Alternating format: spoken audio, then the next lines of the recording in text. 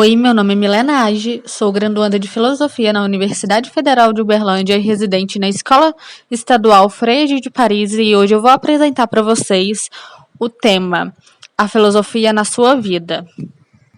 Eu preparei um roteiro, eu vou apresentar o tema e depois vou fazer a atividade com vocês.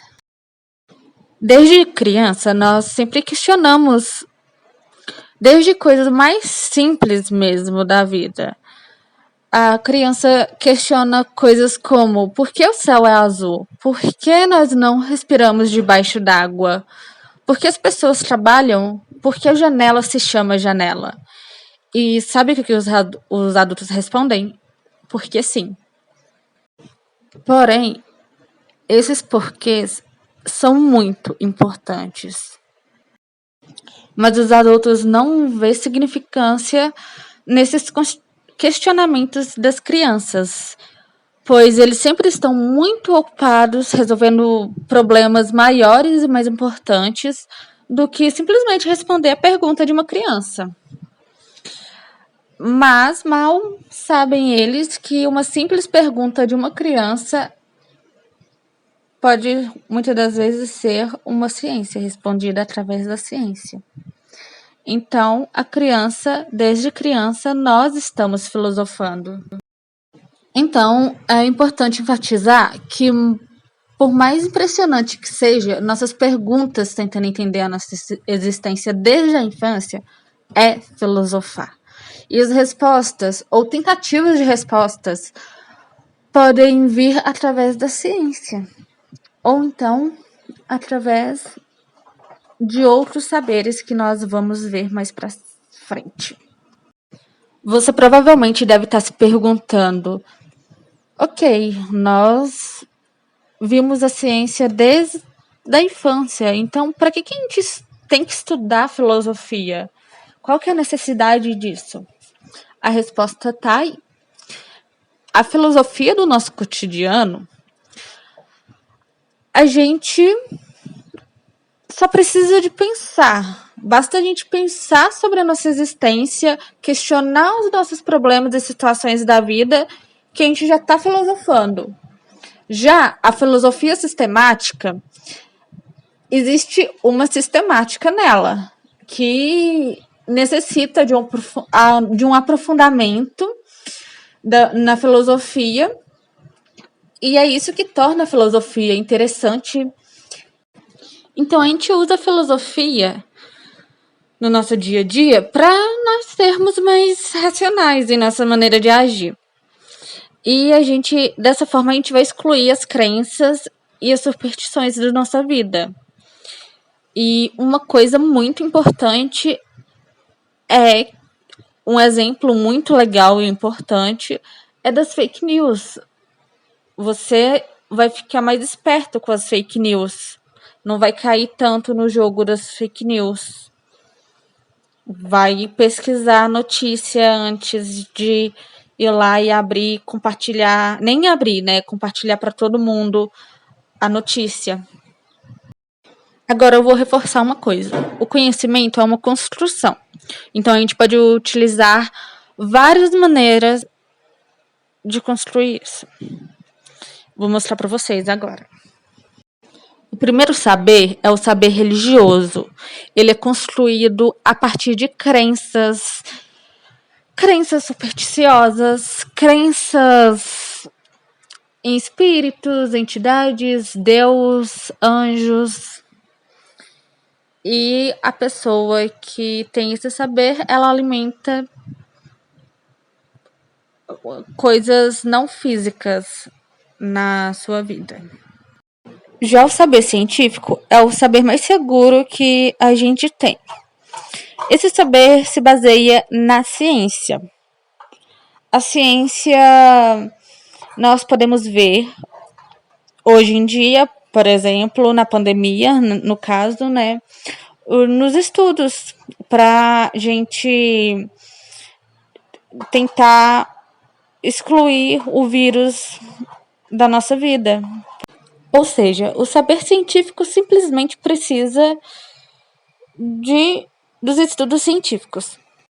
Já o saber espontâneo, mais conhecido como senso comum, é aquele que a gente adquire de geração por geração, ou de cultura por cultura, ou no nosso dia a dia mesmo, né?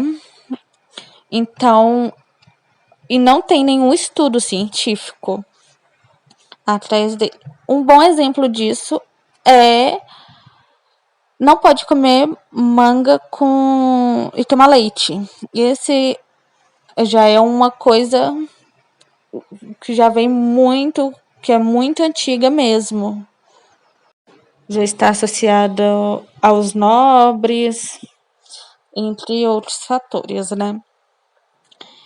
E nós também temos vários e vários outros exemplos sobre o senso comum, que são coisas que as pessoas falam simplesmente sem um estudo científico, sem um embasamento.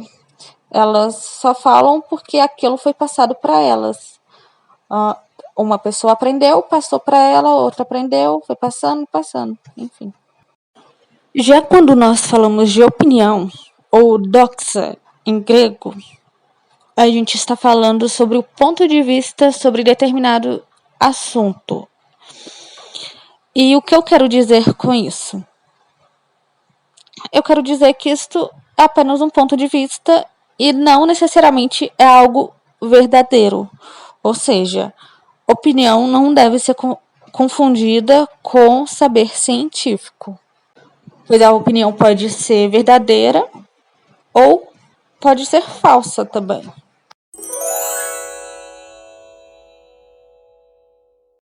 Agora que a gente já viu o conteúdo, vamos para as atividades? E não esqueça de pausar o vídeo para responder as questões. Questão 1. Considere o texto seguinte. Certa vez, um cosmonauta e um neurologista russos discutiam sobre religião. O neurologista era cristão e o cosmonauta não. Já estive várias vezes no espaço, gabou-se o cosmonauta, e nunca vi nem Deus nem anjos. E eu já operei muitos cérebros inteligentes, respondeu o neurologista, e também nunca vi um pensamento. A. Explique qual dos dois tipos de saberes estão sendo discutidos no texto. B. Comente qual limite seria comum aos dois tipos de saberes presentes no texto. Questão 2. Fake news são notícias falsas publicadas por veículos de comunicação como se fossem informações reais. Esse tipo de texto, em sua maior parte, é feito e divulgado com o objetivo de legitimar um ponto de vista ou prejudicar uma pessoa ou grupo, geralmente figuras públicas. As fake news têm um grande poder viral, isto é, espalham-se rapidamente. As informações falsas apelam para o emocional do leitor ou espectador, fazendo com que as pessoas consumam o material noticioso sem confirmar se é verdade seu conteúdo. A. Explique por que as fake news viralizam tão facilmente entre as pessoas atualmente. B. De que maneira a atitude científica pode contribuir no combate às fake news? Vamos lá para as respostas. Lembrando que as respostas aqui são bem padronizadas e simples, então eu irei te auxiliar a responder as questões. Ok, questão 1. A resposta é A. Saber religioso e saber científico. Os dois tipos de saber que estão falando é o saber religioso, que eu falei anteriormente, das crenças, né? E o saber científico, que é com base científica nas coisas. E B, o limite é a visão para ambos. Questão 2. são as notícias sem veracidades que as pessoas compartilham sem ao menos ler. E a letra B pode ser aprofundar nas notícias, procurando suas fontes e veracidades, né? Para não cair nessas das fake news.